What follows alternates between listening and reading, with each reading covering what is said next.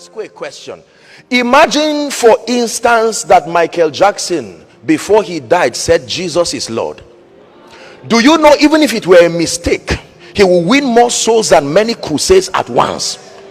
Because a man of influence said something. Do not undermine the power of influence.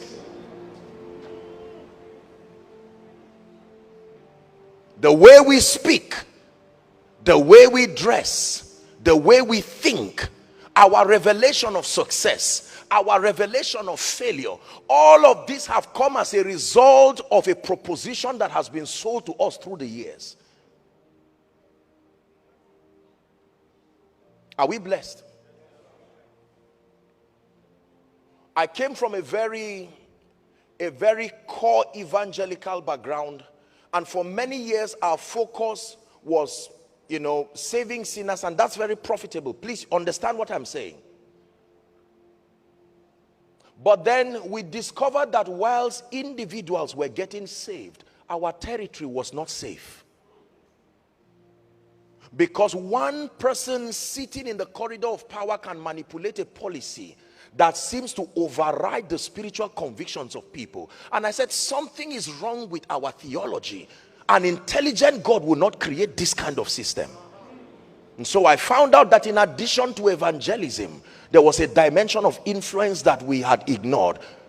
The sincere people who led us to Jesus Christ taught us that any desire for influence was carnal. Any desire for influence was satanic. And so in our loyalty to the theology that we received, we ignored opportunities that will bring us to the lamplight for the sake of his majesty.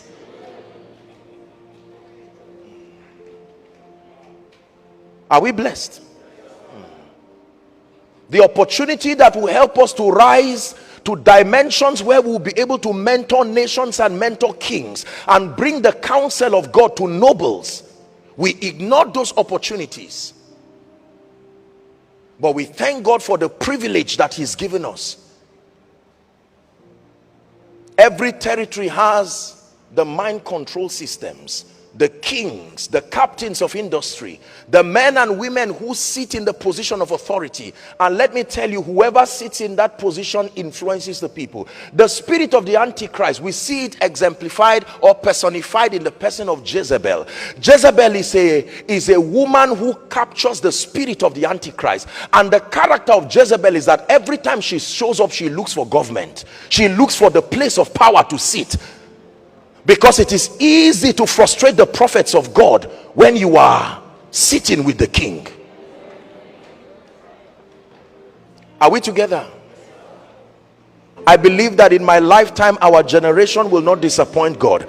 I believe that we are that generation in the name of Jesus that will cause the counsel of God to be established first in the hearts of men, but the system will know that there are witnesses who walked upon this earth.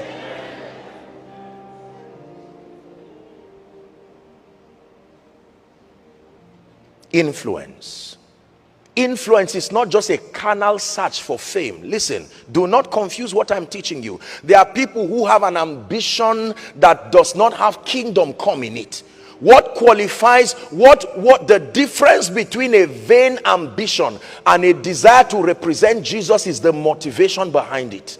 For the believer, your motivation is your kingdom come, your will be done. This is why I desire growth. Your kingdom come, your will be done. This is the anthem of the believer. That everything that motivates our life, the energy that drives us, the labor that we do in the spirit, sociologically speaking and otherwise, is motivated by this one principal motivation: that the Christ be revealed, that the Christ be glorified. That's it. Every other blessing that comes whilst we seek to establish that, we receive with thanksgiving. But that our primary motivation is not becoming a great man, becoming a great woman. That's too small. That's too small a motivation.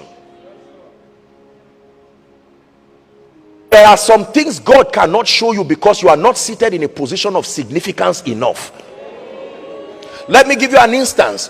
Joseph is there in the dungeon. Joseph, who is the interpreter of dreams, but he did not have the influence to do anything about it. So God had to make do with Pharaoh to show him that famine was coming. The dream to Pharaoh did not come from the devil, it came from God, because only Pharaoh had the influence.